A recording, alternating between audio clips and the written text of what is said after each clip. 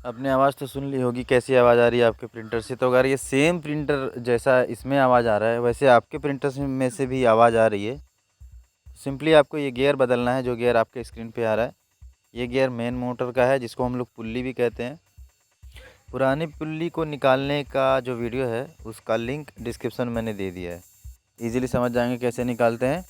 तो अगर आपको पुल्ली नहीं मिल रही है, तो आप ऑनलाइन ऑर्डर कर सकते हैं डायरेक्ट मेन मोटर। कोई अच्छी वेबसाइट से ऑर्डर कीजिएगा ताकि आपका प्रोडक्ट आप तक पहुंच जाए। ऐसी बहुत सारी वेबसाइट हैं गूगल पे, जहां पे आपका सिर्फ पैसा चला जाएगा और कुछ प्रोडक्ट आने वाला नहीं है। तो ध्यान से वेरीफाइड वेबसाइट से ही कोई भी पार्ट ऑर्डर कीजिए। ओके।